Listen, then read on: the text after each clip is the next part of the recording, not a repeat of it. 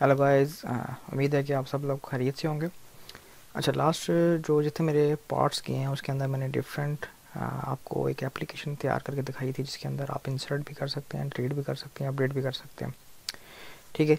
जो मेरा last video थी वो क्या थी, वो उन तमाम जो मैंने इंसर्ट डिलीट अपडेट किया था उसको मैंने एक एंड्रॉयड ऐप बना दी थी यूजिंग फ़ोन के ऐप। आज का जो हमारा ट्यूटोरियल, आज की जो हमारी वीडियो है वो डिपेंड करती है फायरबेस के ऊपर। फॉर एग्ज़ाम्पल, अगर आपका जो डेटाबेस है, फॉर एग्ज़ाम्पल अभी जो हम रिकॉर्ड सेव कर रहे हैं वो कहाँ पे सेव कर रहे हैं, हम ब्राउज़र पे सेव कर रहे हैं। तो ब्राउज़र किसका ब्राउज़र, जो आपका लोकल ब्राउज़र है। ठीक है, वो रिकॉर्ड किसी और को नज़र नहीं आएगा। ठीक है, फॉर एग्ज़ाम्पल अगर आपकी एप्लीकेशन किसी और ने यूज़ करनी है, आपने एप्लीकेशन डिप्लॉय करनी है और उसका रिकॉर्ड सेंट्रलाइज होना चाहिए, तो उसके लिए जो बेस्ट जो डेटाबेस है ऑनलाइन वो हम फायरबेस को यूज़ कर सकते हैं। ठीक है, अब फायरबेस को यूज़ करेंगे किस में, जावास्क्रिप्ट के अंदर। ठीक है, और मैं इसको स्टेप बाय स्टेप लेके चलूँगा इस फायरबेस को। ठीक है, ताकि आपको हर एक स्टेप क्लियर हो। और इसकी कॉन्फ़िगरेशन के दौरान बहुत सारे एरर आते हैं, तो वो मैं एरर आपके सामने रिजॉल्व करूँगा, ताकि जब आप उसको कॉन्फ़िगर कर रहे हो फायरबेस को तो वो इजीली आप सॉल्व कर सकें। ठीक हो गया। चलें फिर अब चलते हैं अपना फायरबेस डेटाबेस की तरफ। तो ये लास्ट जो एप्लीकेशन थी उसी को मैं आगे कंटिन्यू कर रहा हूँ। तो आप के लिए ज़रूरी है, अगर मेरे मज़ीद लेक्चर आपने देखने हैं तो आपने क्या करना चाहिए, मेरे जितने भी जो पार्ट 1 से लेकर और पार्ट 10 तक जितने लेक्चर है वो आप देखें, ताकि आगे आने वाली जितनी वीडियोज़ है आपके लिए फ़ायदा हो सके।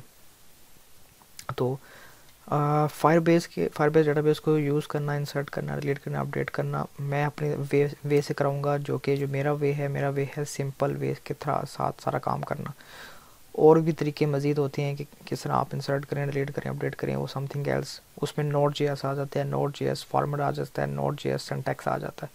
तो मैं सिंपल जावास्क्रिप्ट की जो टेक्नोलॉजी है, जो टर्मिनोलॉजी है, जो लॉजिक है, जो कोड है वो यूज़ करूँगा।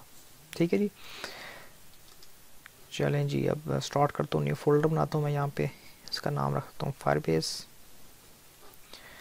इसके अंदर मैं एक एचटीएमएल पेज बनाता हूँ, इंडेक्स, राइट हो गया। अच्छा, इसी कोड को मैं कॉपी कर रहा हूँ और यहाँ पे मैं इसको पेस्ट कर रहा हूँ। इसको बंद कर दें हम।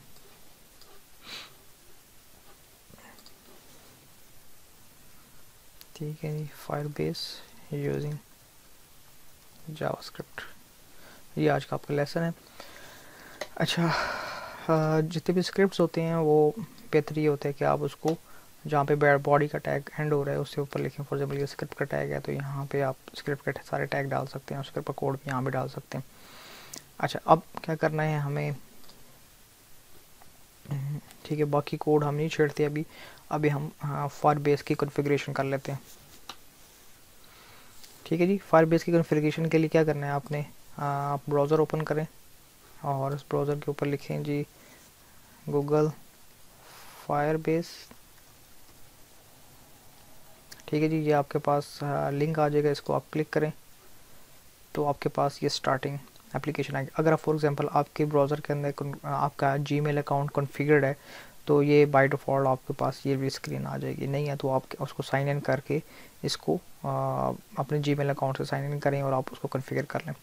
अच्छा, अब ये वाली जब स्क्रीन आएगी तो आपने किस पे क्लिक करना है, गो टू कंसोल पे क्लिक करना है। इस पर क्लिक किया, मैं फायरबेस के ऊपर डाटाबेस बनाने लगा हूँ। ठीक है जी, ठीक है, उस डेटाबेस बनाने के लिए आपको क्या करना पड़ेगा, क्रिएट प्रोजेक्ट पे क्लिक करना पड़ेगा। ठीक है जी, आप कह रहे हैं जी आप प्रोजेक्ट का नाम दें। मैं कहता हूँ जी person DB, this is my project name. ठीक है, वो कह रहा है setup Google Analytics from my projects, मुझे ज़रूरत नहीं है अभी, मैं बिल्कुल टेस्टिंग कर रहा हूँ। क्रिएट प्रोजेक्ट, ठीक है जी, it will take some time.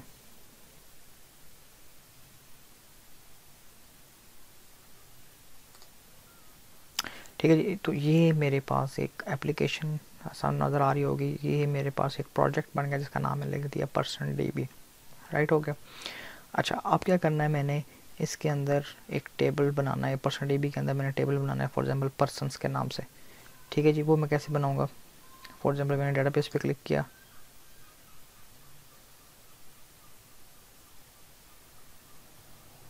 ठीक है जी, ये आपके पास क्लिक नज़र आ रहा होगा क्रिएट डेटाबेस। ठीक है जी, वो कह रहा है स्टार्ट इन लॉक मोड और start in test mode. Lock mode का मतलब ये होता है कि फिर आपको ऑथेंटिकेशन करनी पड़ती है। ठीक है, ऑथेंटिकेशन का मतलब होता है वो डेटाबेस सिर्फ आप देख सकते हैं, कोई और यूज़र उसको ना छेड़ सकता है ना देख सकता है, क्योंकि उसके ऊपर बहुत सी प्राइवेट की और पब्लिक की अटैच होती हैं, सिक्योर होता है। तो अभी हम सिर्फ टेस्ट वर्जन कर रहे हैं, तो मैं इसको लेके चलूँगा।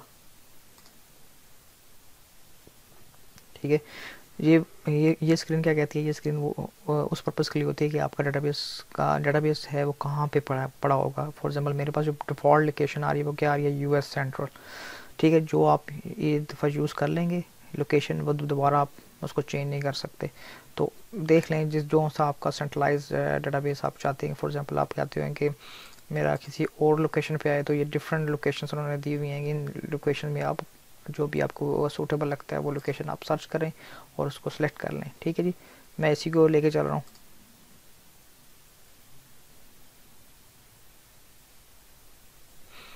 ठीक है जी, तो ये आपके पास इंफॉर्मेशन बन गई है। फॉर एग्जांपल आप इसको क्या कहते हैं, क्लाउड फायर स्टोर है। चलें अभी इसको लेके चलते हैं स्टार्ट। मैं कलेक्शन करता हूँ, कलेक्शन आईडी वगैरह क्या होनी चाहिए। फॉर एग्जांपल मैं कहता हूँ जी पर्सनस। ठीक है जी, this is your table name persons.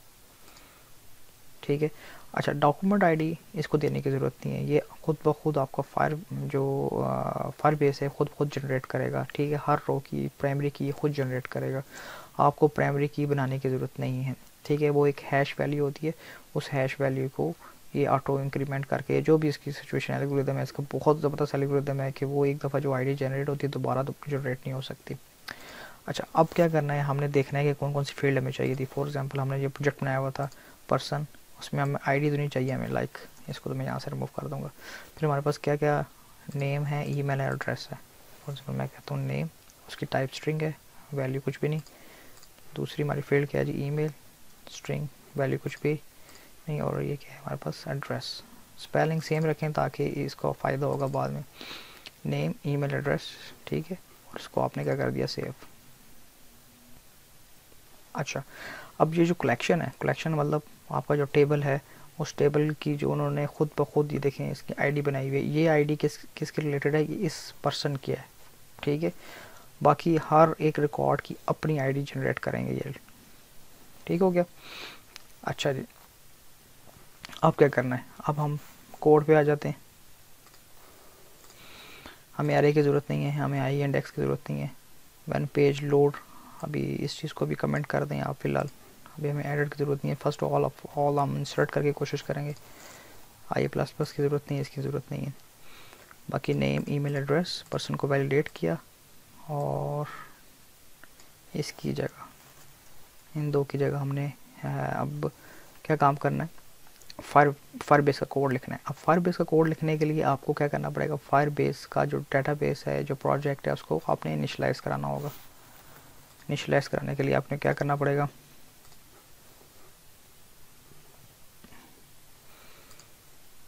Project setting,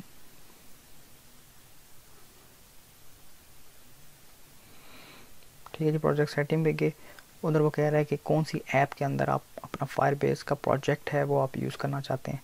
ठीक है जी, iOS, Android application, web application like JavaScript, Python, PHP, something like that, उसमें अगर आप यूज़ करना चाहते हैं, या हमारे पास स्विफ्ट होती है एक लैंग्वेज, उसके अंदर आप यूज़ करना चाहते हैं। तो अभी हम वेब एप्लीकेशन को यूज़ कर रहे हैं, वेब ऐप है, जावास्क्रिप्ट के अंदर यूज़ करेंगे, तो मैं इस पर क्लिक करूँगा। ठीक है जी, आप ऐप का नाम दे दें। फॉर एग्जाम्पल मैं कहता हूँ जी पर्सन मैनेजमेंट। ठीक हो गया, एंड रजिस्टर ऐप। ठीक है जी, नेक्स्ट नेक्स्ट, और कंटिन्यू टू कंसोल। राइट हो गया। तो ये आपने एक एप्लीकेशन को रजिस्टर करवा लिया है कि जी फॉर एग्जांपल मैं वेब ऐप के लिए फायरबेस को यूज़ करना चाह रहा हूँ। ठीक है, तो उसके लिए वो कॉन्फ़िगरेशन दे देगा आपको। तो क्या करना है आपने, ये देखेंगे डिफरेंट आ रही है, ऑटोमेटिक, CDN और कॉन्फ़िग। आप CDN पे क्लिक करें तो आपको सारी चीज़ें इन्फॉर्मेशन दे देता है। फॉर एग्जांपल कौन सी आपने JS को इंक्लूड करना है, फॉर एग्जांपल हमने ये वाली JS को इंक्लूड करना है, इसको यहाँ से कॉपी करें और इधर आके पेस्ट कर दें। ठीक है। उसके बाद आपको ये कॉन्फ़िगरेशन चाहिए होती है, ये आप कॉपी करें,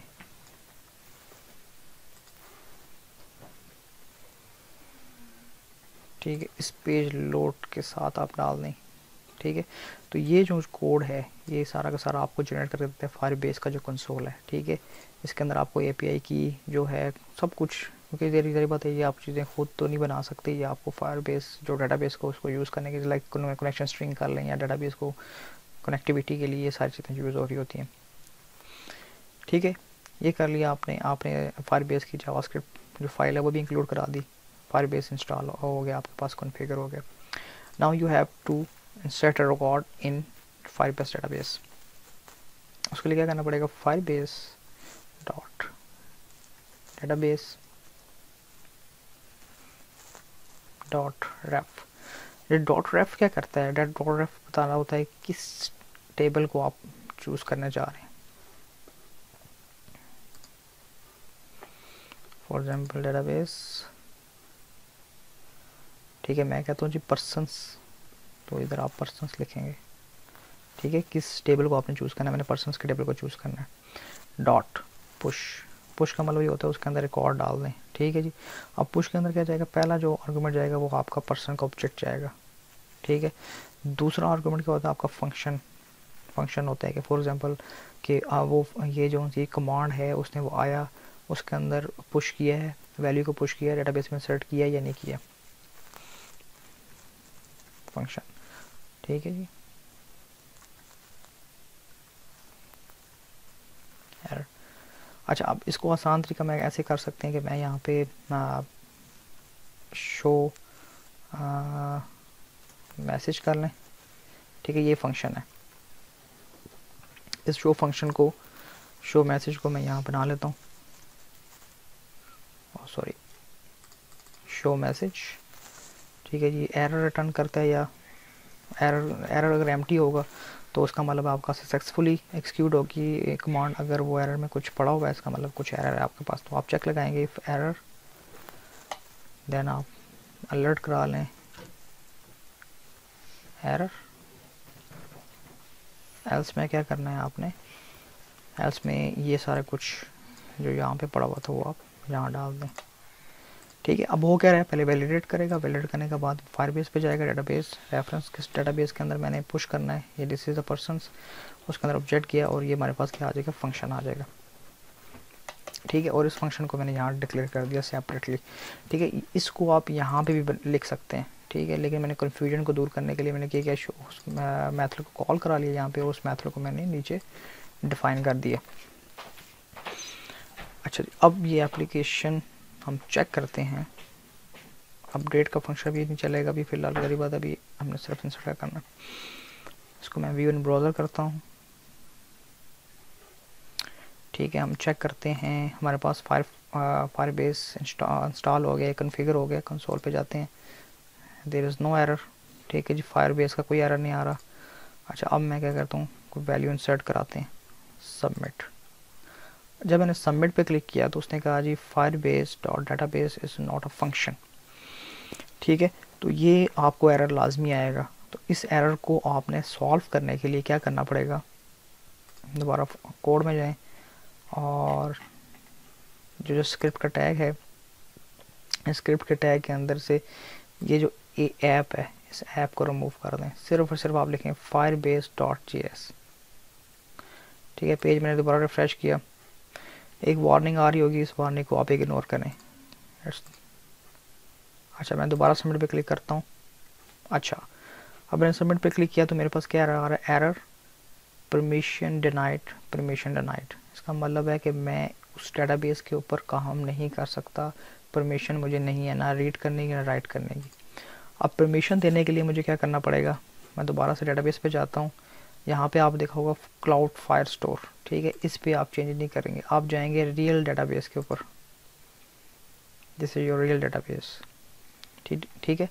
इस रियल डेटाबेस जब आप चले जाएंगे तो आप क्या करेंगे, रूल्स पे क्लिक करेंगे। जब रूल्स पे क्लिक करेंगे यहाँ पे आप देखें फॉल्स फॉल्स आ रहे हैं, ना मैं रीड कर सकता हूँ, मैं राइट कर सकता हूँ। यहाँ पे आपने क्या करना है, ट्रू कर देना है, ट्रू कर देना है आपने। और उसके बाद आपने क्लिक करना है पब्लिश पे। आपके पास जो रूल है वो आप डिफाइन हो चुका है। दोबारा डाटा पे आ जाए और इधर आपको वो रिकॉर्ड शो होगा जब जो भी इंसर्ट या डिलीट होगा। अच्छा जी, मैंने परमिशन दे दी, पेज रिफ्रेश किया, मैंने सबमिट पे क्लिक किया। ये क्या कह रहा है, रिकॉर्ड अपडेटेड और इंसर्टेड सक्सेसफुली। इसी चीज़ को हम देखते हैं, वाकई इसने रिकॉर्ड, ये देखें जी पर्सन, ये देखें ये उसने ऑटो जनरेटेड आईडी दी है, कोई भी हैश, और ये देखें जो मैंने वैल्यू इंसर्ट की हुई यहाँ पे आगे सेव होगी। इट्स वेरी इजी, ठीक है जी, वेरी वेरी इजी। अगर आप थोड़ा सा जावास्क्रिप्ट के ऊपर कमांड हासिल कर लें, मेरे जितने लेक्चर हैं उसको देखें, तो आप बड़ी जल्दी से फायर बेस के ऊपर काम कर सकते हैं। और आज की टेक्नोलॉजी, आजकल के लेटेस्ट जितने भी रियल टाइम आपके पास जावास्क्रिप्ट के फ्रेमवर्क्स बने हुए हैं वो फायर बेस को यूज़ करते हैं। जितनी लेटेस्ट चैट आप यूज़ करते हैं, जितनी लेटेस्ट बोट है, अगर बोट BOT बोट जिसको पता है व्हाट इज़ बोट, वो सारे के सारे फायर बेस को यूज़ कर रहे हैं, ठीक है। और ये रियल टाइम है, रियल टाइम। उधर मैंने क्लिक किया नहीं, यहाँ पे रिकॉर्ड खुद ब खुद इंसर्ट हो गया, मतलब बहुत फास्ट होता है ये रिकॉर्ड इंसर्शन, राइट हो गया। अच्छा जी, अब हमने क्या किया, ये हमारा रिकॉर्ड इंसर्ट हो गया। आगे चलते हैं, ठीक है, राइट। अब हम चलते हैं, जो भी रिकॉर्ड्स इंसर्ट हुआ उसको हम डिस्प्ले करा लेते हैं। मैं एक पेज बनाता हूँ यहाँ पर, ऐड HTML पेज, उसका नाम मैं कर देता हूँ ऑल पर्सन्स। और मुझे ये वाला कोड दोबारा चाहिए होगा, मैं कॉपी करता हूँ, ठीक है। ये हमने पहले से बनाया हुआ है तो वही मैंने दोबारा कॉपी किया और पेस्ट किया। यहाँ पे इस जावास्क्रिप्ट को कोड को मैं यहाँ से कट कर लेता हूँ, स्क्रिप्ट के टैग के ऊपर रख देता हूँ। यहाँ से मुझे क्या करना पड़ेगा, फायर बेस कॉपी करनी पड़ेगी, उसकी जावास्क्रिप्ट यहाँ पेस्ट करनी पड़ेगी। हमें एरे नहीं चाहिए। अब ऑन पेज लोड पे मैं क्या चाहिए, ऑन पेज लोड पे हमें फायर बेस को इनिशियलाइज करना है, दिस वन, और बाइंड डाटा को कॉल करवाना है यहाँ पे, लोड डाटा इनटू टेबल, ठीक है। ज़रा इसको अलाइनमेंट कर लें थोड़ा सा,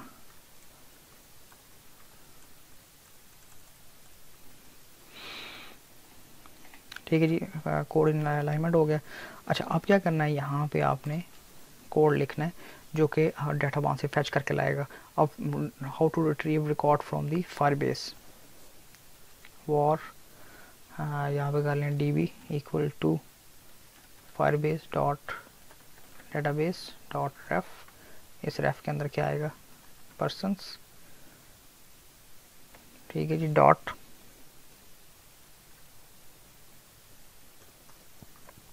ठीक है जी, पर्सन्स, जितने पर्सन है वो DB में ले आओ। फिर DB डॉट ऑन, एक प्रॉपर्टी इसका फंक्शन होता है, और उसके अंदर हमें वैल्यू प्रॉपर्टी, वैल्यू मतलब कहने का मतलब ये है डेटाबेस के अंदर ये आपकी एड्रेस जो है की, और इसके अंदर जो सामने पड़ी हुई वैल्यू, ये ईमेल इसकी की और ये इसकी वैल्यू। तो हमने जो ऑन डेटाबेस जो वैल्यू फैच करके लाएगा वो वैल्यू पे डिपेंड करेगा, ना कि की पे डिपेंड करेगा, वैल्यू। अच्छा, उसके बाद हमने क्या करना है, इसके अंदर ही फंक्शन लिख लेते हैं, फंक्शन मैं कहता हूँ जी पर्सन सारे, ठीक है, पर्सन्स डॉट फॉर ईच, ठीक है। ये जो से जो मैं थोड़ा सा लेटेस्ट फंक्शन करवा रहा हूँ ना, ये थोड़ा सा jQuery के ऊपर डिपेंड करते हैं। jQuery हमने पढ़ी नहीं है, लेकिन जावास्क्रिप्ट के अंदर भी ये काम चलता है। फॉर ईच, यहाँ पे आप क्या करेंगे, सॉरी फंक्शन, और इसके अंदर आएगा डाटा,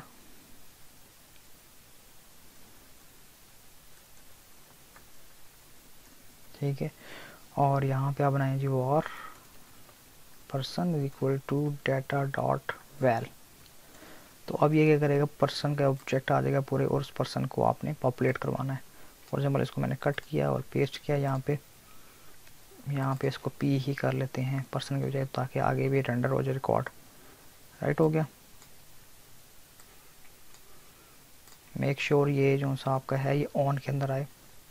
ठीक है, ये ऑन की ब्रैकेट यहाँ पे ख़त्म हो रही है, तो आपने जो टेबल रेंडर करवाना है इनर HTML वाला वो उसके अंदर आना चाहिए। ठीक है जी, इंडेक्स के पेज पे गए, हमने इसको लिंक देना है ऑल पर्सन। ठीक हो गया, ऑल पर्सन्स। अच्छा जी, मैं इसको व्यू इन ब्राउज़र कर रहा हूँ। ठीक है, अब मेरे पास जो डेटाबेस के अंदर रिकॉर्ड पड़ा हुआ है, मैंने ऑल पर्सन के पेज पे जाऊँगा तो मेरे पास ये देखें जी कहाँ से उठ के आ रहा है, रियल डेटाबेस से आ रहा है, ये ब्राउज़र से नहीं उठ के आ रहा। ठीक है, फॉर एग्जांपल मैं एक और न्यू एंट्री करता हूँ फॉर ए होम के ऊपर।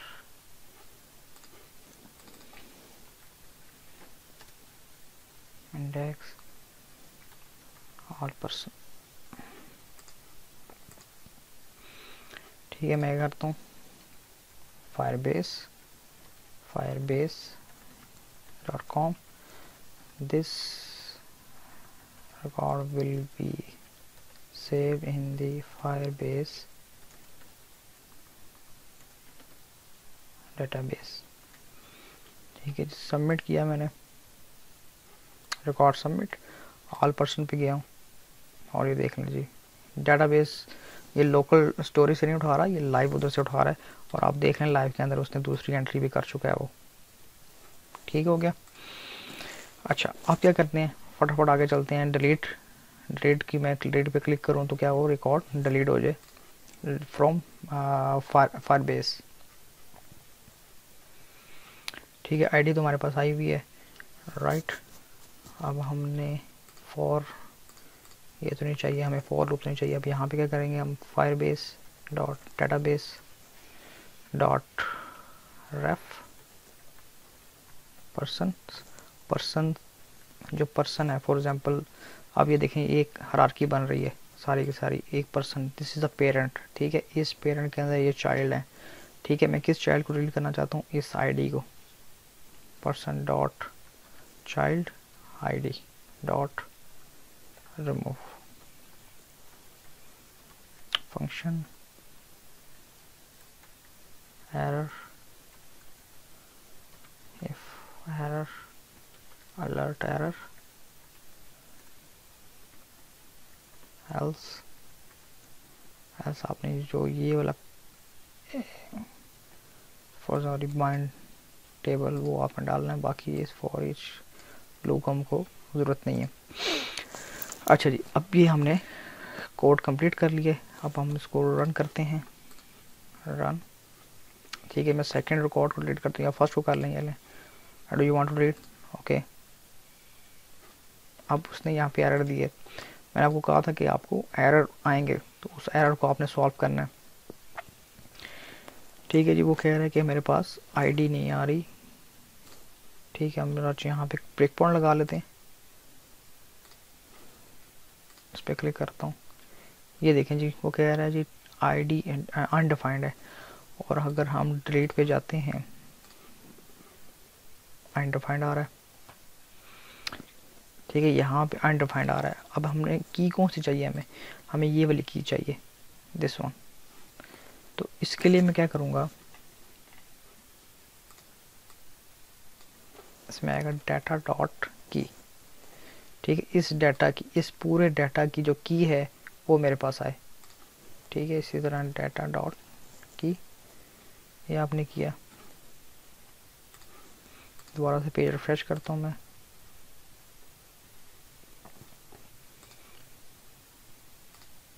ठीक है जी, फिर एरर आ रहा है, कहता है इज़ नॉट डिफाइंड, मतलब उसने आईडी दे दी है लेकिन कह रहा है इज़ नॉट डिफाइंड। इशू किया है जी, सोर्स पे दोबारा जाते हैं,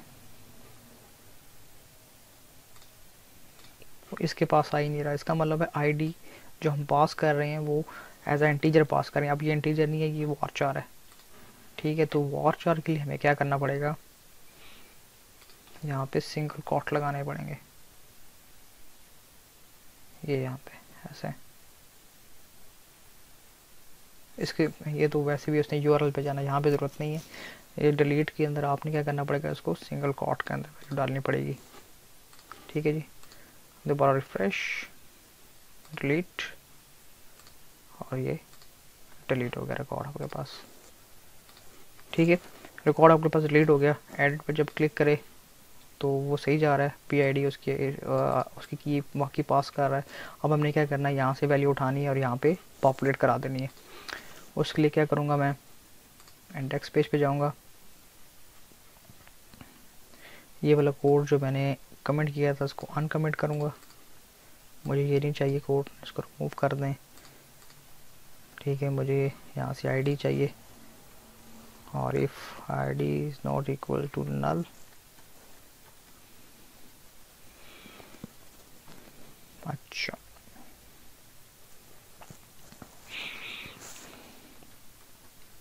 फायरबेस डॉट डेटाबेस, स्पेलिंग कर देते हैं, database dot ref persons dot child, और चाइल्ड के अंदर मैंने क्या ID पास कर दी। इसको आप कर लें var_db, वही चीज़ है, या इसको कर लें, ये इसने पर्सन, हाँ पर्सन रिटर्न करेगा, ये पर्सन्स। ठीक है, पर्सन्स आप क्या करना है, पर्सन्स डॉट ऑन वैल्यू, और उसके बाद function, it will pass the p, या उसको कर लें डाटा,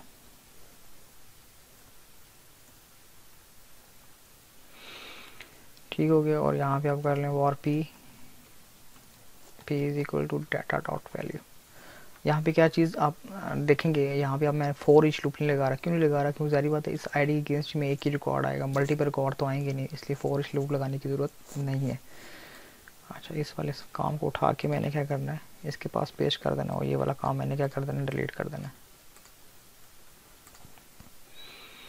ठीक है, p.name ये, अब ये जो सी एडिट वाला मैंने यहाँ पे ID किया था, यहाँ पे ID नहीं आएगा, यहाँ पे क्या आएगा, डाटा डॉट की।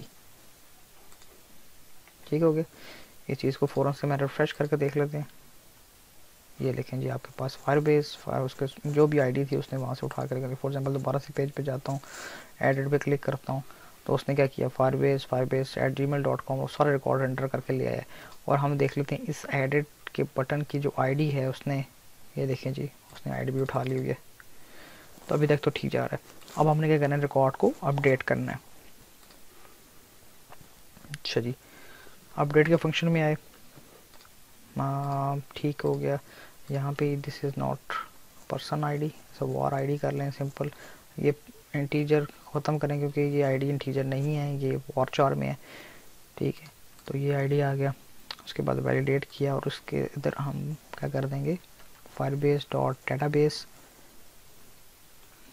Dot ref persons dot child ID dot update. Update के अंदर मैं पर्सन का ऑब्जेक्ट पास कर दूंगा, और फंक्शन आप कॉल करा लेंगे किसका, एरर का, जो कि हमें ये बताएगा कि आया ये वैल्यू हमारी सक्सेसफुली हुई है या नहीं। If error alert error else में हम क्या कराएंगे जी,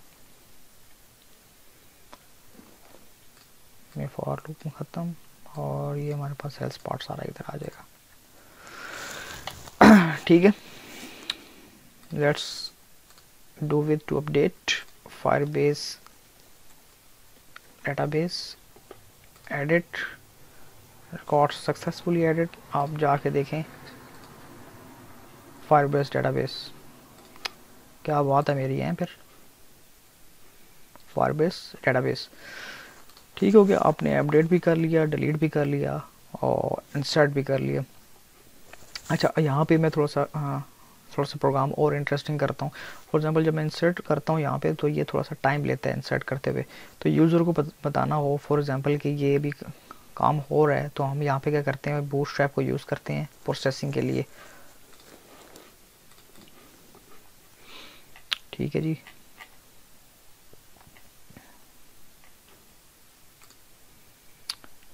इंसर्ट हो गया। यहाँ पे मैं दो फंक्शन बना रहा हूँ,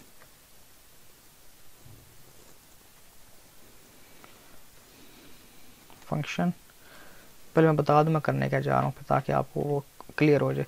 फॉर एग्जाम्पल ये बटन है और इस बटन के साथ मैं ये करने जा रहा हूँ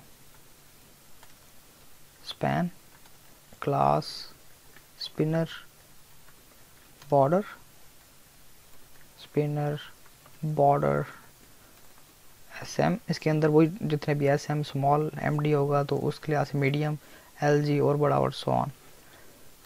इस पेज को मैं रिफ्रेश करता हूँ तो ये देखिए मैं ये करना चाह रहा हूँ। स्क्रॉलिंग नज़र आ रही है आपको, ये भी लोडिंग कर रहा है जी, मैं जी लोड टाइम लोड हो रहा है। अच्छा, इस चीज़ को मैं इम्प्लीमेंट करने जा रहा हूँ वहाँ पे, ठीक है। इसको मैं कॉपी कर लेता हूँ ताकि, ठीक है, यहाँ पे मैं फंक्शन बना रहा हूँ, फंक्शन शो स्पिनर। इसके अंदर आप बटन की आईडी पास कर दें ताकि जिस बटन को आप करना चाह रहे हैं, फॉर एग्जांपल एडिट के बटन है उसको भी आप कुछ इन्फॉर्मेशन दिखाना चाह रहे हैं सो ऑन, वो आप कर सकते हैं,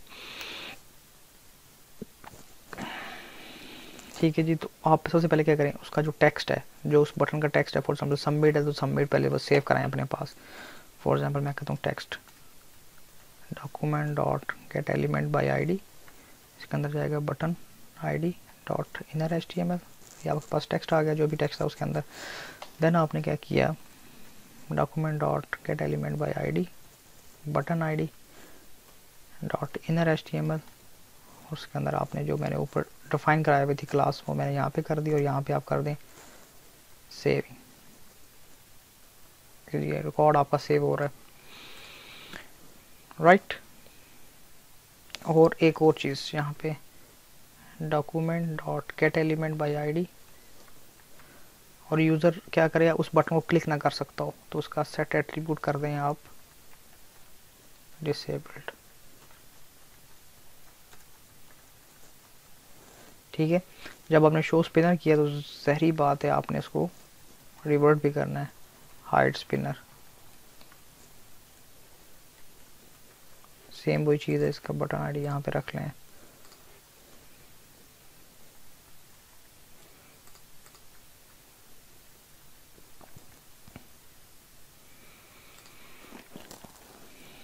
अच्छा जी, इसकी ज़रूरत नहीं है, ठीक है। इसको आप थोड़ा सा अगर ग्लोबली बना लेना टेक्स्ट को, का फ़ायदा हो जाएगा, पता चल जाएगा टेक्स्ट उसके अंदर कौन सा है, तो ये टेक्स्ट इधर डाल दें आप, ठीक है। और यहाँ पे आप कर लें जी रिमूव एट्रीब्यूट, ये लें जी रिमूव एट्रीब्यूट हो गया। आपने दो फंक्शन बना ली, अब आप इस फंक्शन को यूज़ करेंगे शो शो स्पिनर।